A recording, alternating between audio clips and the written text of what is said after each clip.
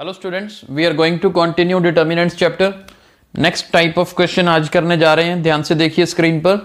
Find the area of triangle using determinants. Determinants को use करके area of triangle कैसे निकाला जाता है ये आज सीखेंगे। हमारे पास तीन वर्टिसेस 3 8 -4 2 5 1 गिवन है। आपने क्लास 10th में एरिया ऑफ ट्राइंगल का फॉर्मूला किया था, +1 में भी यूज किया था। आज +2 में एरिया ऑफ ट्राइंगल कौन सा यूज कर रहे हैं, देखिए ध्यान से। Half of determinant x1 y1 x2 y2 x3 y3। देखिए तीनों वर्टिसेस आपने इस फॉर्म में लिखने हैं, x1 y1 x2 y2 x3 y3। Third column में सभी वैल्यूज 1। ये इसका फॉर्मूला यूज करेंगे और डिटर्मिनेंट को एक्सपेंड करके इसका आंसर आएगा। तो बहुत आसान कंसेप्ट है, जैसे 3 8 देन -4 2 देन 5 1। तो ये हमने तीनों वर्टिसेस लिख लिए।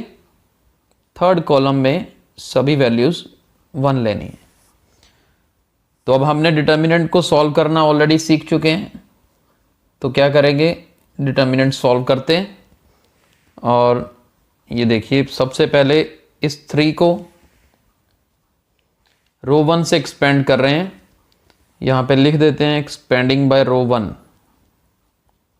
एक्सपेंडिंग बाय रो 1। 3 लिखते हैं सबसे पहले, प्लस का आएगा। इसके बाद आपको ये 4 वैल्यूज का डिटर्मिनेंट लेना है, राइट। मेथड सबको याद होगा। तो इसकी क्रॉस मल्टीप्लिकेशन होती थी 2 × 1 2, 1 × 1 1। तो मैंने वो स्टेप थोड़ा जरूर इसमें से काट दिया क्योंकि अब आपको एक्सपेंड करना आता है। फिर 8 की टर्न आएगी तो -8। जिस रो में 8 आता है वो छोड़ दो, जिस कॉलम में 8 आता है वो छोड़ दो। हमारे पास बचा -4 1 5 और 1। तो -4 को 1 से करेंगे तो -4, -5 को 1 से करेंगे तो 5, ठीक। और इसके बाद प्लस लास्ट में हमारे पास है 1। तो 1 के साथ मतलब 1 वाला कॉलम छोड़ दो, इस 1 वाली रो भी छोड़ दो, तो ये 4 वैल्यूज बच गई।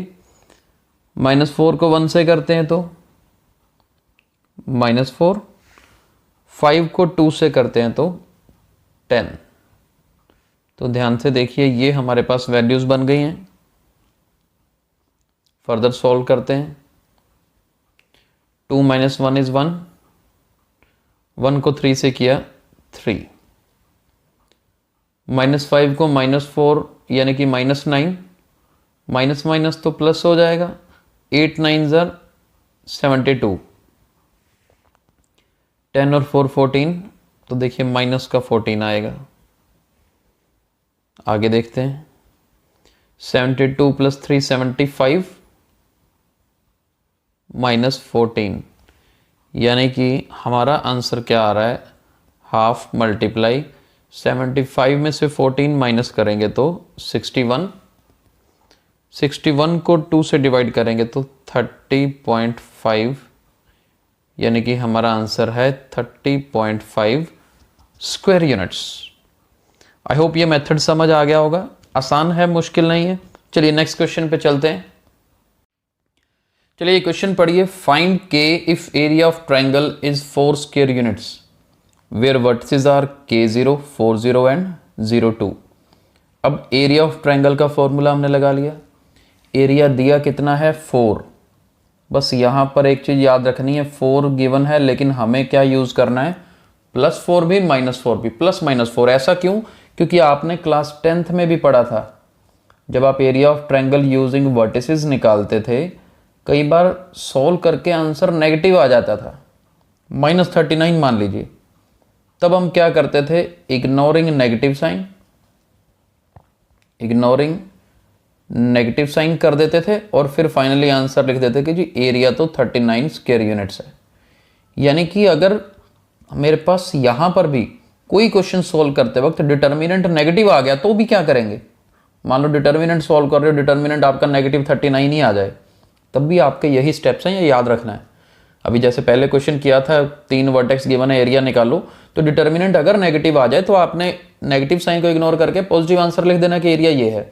तो यानी कि चाहे मेरे पास प्लस वाला आंसर आए चाहे माइनस वाला आए, मैं नेगेटिव साइन को इग्नोर करके सीधा मेरा एरिया लिखता हूँ। तो अब ऐसे ही यहाँ पर एरिया 4 दिया है ना, तो हम दोनों साइन यूज करेंगे भी। हो सकता है ये +4 से मैंने ये 4 लिखा हो सकता है -4 से ये 4 लिखा हो। So we are going to use both values. चलिए आगे देखते हैं। अब सॉल्व करना आपको आता है। एक्सपेंड बाय रो 1 अगर करें तो k into 0 into 1 0 -2 into 1 2, then -0 लेंगे। हालांकि ना भी लिखें तो चलेगा, चलो फिर भी अटेम्प्ट करते हैं। ये कॉलम छोड़ दो, ये रो छोड़ दो। 4 इंटू 1 4, 0 को 1 से किया 0, लास्ट में प्लस वाला 1, इधर 4 2 ज़ार 8 -0 इज इक्वल टू +-4 चल रहा है, ये नहीं भूलना। अब देखते हैं, -2 को k से किया -2k, ये टर्म ही खत्म हो गई 0 से मल्टीप्लाई होके। 1 को 8 से करेंगे तो 8 बनेगा। अब इक्वल क्या है, +-4। हम चाहें तो ये 2 उधर ले जाएं, क्रॉस मल्टीप्लाई कर देते हैं। -2k + 8 इज इक्वल टू +-4 2 ज़ार 8। अब देखते हैं, अब क्या करो, -2k + 8, एक बार तो +8 ले लो और दूसरी बार -8 ले लो। दोनों यहाँ पर अब स्प्लिट कर दीजिए साइंस को। अब देखते हैं क्या बनेगा आंसर। एक तो ये 8 को उधर ले जाओ, -2k इज इक्वल टू 8 -8, और इधर -2k इज इक्वल टू -8 -8। यहाँ से -2k इक्वल्स 0, यहाँ से -2k इक्वल्स -16। तो यहाँ से एक तो k की वैल्यू आएगी 0 और दूसरी k की वैल्यू आएगी 8। तो दो आंसर आएंगे जी k के। आप चाहो तो अब k को यहाँ पुट करके देख लीजिए। 0 भी पुट करके सॉल्व कर लो एक बार, 8 भी पुट करके सॉल्व कर लो। आपका आंसर एरिया 4 ही आएगा। एक बार प्लस का 4 आ सकता है, एक बार माइनस का 4 आंसर आ सकता है, आएगा ही। लेकिन क्योंकि मैं उन दोनों केसेस में ही अपना एरिया 4 बोलता हूँ, इसलिए इसके दो आंसर आएंगे।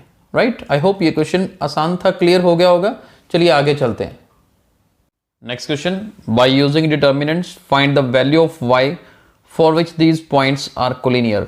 कोलिनियर पॉइंट्स कौन से होते हैं, जो एक ही लाइन के ऊपर आते हैं। जैसे कि ये एक स्ट्रेट लाइन है, एक पॉइंट यहां पर, एक यहां पर, एक यहां पर। अगर तीनों पॉइंट्स एक स्ट्रेट लाइन के ऊपर आ रहे हैं तो इसका मतलब ये तीनों पॉइंट्स कोलिनियर हैं। अगर 3 पॉइंट्स कोलिनियर हैं तो मतलब ट्रायंगल तो नहीं बना रहे ना। यानी कि अगर इन तीनों वर्टिसेस पर एरिया ऑफ ट्रायंगल वाला फॉर्मूला लगा दें तो आंसर 0 आना चाहिए। क्यों आना चाहिए? क्योंकि तीनों पॉइंट्स मिलके क्लोज्ड कर्व तो बनाते ही नहीं, ट्रायंगल तो बनाते ही नहीं, तो फिर एरिया कहां से होगा। इसलिए एरिया 0 आना चाहिए। तो यहां पे कंसेप्ट यही लगाएंगे कि हाफ ऑफ पहला 1 3 पॉइंट, देन 2 5, देन 3 5, और ये 1 1 1। यहां पर हमें इसको क्या लेना है, 0 लेना है। मैंने आपको मेथड बता दिया कि हाफ ऑफ ये प्रॉपर डिटर्मिनेंट इसको सॉल्व करना है एरिया ऑफ ट्रायंगल का इक्वल टू 0 लेके। और जब आप इस डिटर्मिनेंट को सॉल्व करेंगे तो ये आपने करना है खुद। आपकी y की वैल्यू आएगी 7। y की वैल्यू क्या आएगी, 7 आएगी। प्रैक्टिस करिए इस क्वेश्चन की। 3 टाइप्स के क्वेश्चन हम कर चुके हैं अभी। डायरेक्ट एरिया ऑफ ट्रायंगल निकालना, k की वैल्यू निकालना जब एरिया गिवन हो, और नंबर 3 जब पॉइंट्स कोलिनियर हो। राइट, और एक लास्ट टाइप ऑफ क्वेश्चन करने वाले हैं। ध्यान से देखिए, ध्यान से देखिए इस क्वेश्चन को। A triangle has its 3 sides equal to a, b and c। एक ट्रायंगल की तीनों साइड्स की लेंथ क्या है, a, b और c। If coordinates of vertices are x1 y1, x2 y2 and x3 y3, show that this is equal to this. देखिए, इसे हमने इसके इक्वल प्रूव करने का मतलब 2 तरीके। यहां पर ट्रायंगल की साइड्स दे रखी हैं a, b, c, यानी कि area of triangle Heron's formula 9th class में आपने पढ़ा है। ABC से हेरोन्स फार्मूला लगा के एरिया ऑफ ट्रायंगल निकाला जा सकता है। दूसरा, इन वर्टिसेस को लेके एरिया ऑफ ट्रायंगल आपने निकालना आज ही सीखा है। तो देखते हैं क्या करना है। सबसे पहले ये डेल्टा लिखा है, डेल्टा मतलब एरिया ऑफ ट्रायंगल होता है। Delta is equal to half of, ये फॉर्मूला लगा दिया एरिया ऑफ ट्रायंगल का। इस 2 को उठा के इधर ले गए तो 2 डेल्टा बन गया। बाकी सेम। हमने देखा कि हमें तो x1 y x1 y1 और तीसरे में 2 चाहिए थर्ड कॉलम में, जबकि मेरे पास थर्ड कॉलम में 1 आ रहा है। दोनों तरफ 2 से मल्टीप्लाई किया, इधर 4 डेल्टा, इधर 2 से मल्टीप्लाई किया, वो 2 अंदर ले जाके लास्ट कॉलम में प्रोडक्ट कर दिया, मल्टीप्लाई कर दिया। लेकिन फिर हमने देखा कि ऊपर स्केयर चाहिए, दोनों तरफ स्केयरिंग कर दिया, तो यानी कि 16 डेल्टा स्केयर की वैल्यू ये आ गई। इसे हमने 1 मान लिया और किया क्या कि जो लेफ्ट साइड में था वो यहाँ बना दिया है और लेफ्ट साइड का आंसर क्या आ गया है 16 डेल्टा स्केयर। अब हमारा काम है कि जो इधर राइट साइड है उसका आंसर भी 16 डेल्टा स्केयर निकाल दें, तो फ्रॉम फर्स्ट एंड सेकंड हमारा आंसर आ जाएगा। चलिए आगे देखिए क्या करना है। हम हीरोन्स फॉर्मूला लगा रहे हैं और इस ट्रायंगल का ए बी सी जिसकी साइड्स हैं एरिया निकालते हैं। ये देखिए आगे हीरोन्स फॉर्मूला यूज कर रहे हैं। Area of triangle is given by under root of s into s minus a s minus b s minus c. S क्या होता है? A plus b plus c by 2। तो एस माइनस ए की value निकाली, s minus b की, s minus c की, सभी values को, इन चारों वैल्यूज को इस फॉर्मूला में पुट कर दिया। Delta is equal to square root of, अंदर सभी की वैल्यूज फिल कर दी, दोनों तरफ स्केयरिंग कर दिया, तो डेल्टा की जगह डेल्टा स्केयर आ जाएगा, ये स्केयर रूट खत्म हो जाएगा। ये देखिए ये 2 नीचे 4 टाइम्स मल्टीप्लाई होगा तो 16 बनेगा, वो क्रॉस मल्टीप्लाई करके ऊपर ले गए तो 16 डेल्टा स्केयर। 16 डेल्टा स्केयर की ये वैल्यू आ गई। 16 डेल्टा स्केयर की पहले भी हमने वैल्यू निकाली थी जिसे हमने फर्स्ट पोज किया था, तो सीधा बस फ्रॉम फर्स्ट एंड सेकंड जो हमने प्रूव करना था left side is equal to right side आ जाएगी। देखिए बहुत आसान है, दिखने में कॉम्प्लिकेटेड लगता है लेकिन बहुत ही आसान क्वेश्चन है। तो आज हमने 4 डिफरेंट टाइप्स ऑफ क्वेश्चन किए, तो सभी टाइप्स का एक एक क्वेश्चन प्रैक्टिस के लिए असाइनमेंट में देखिए ध्यान से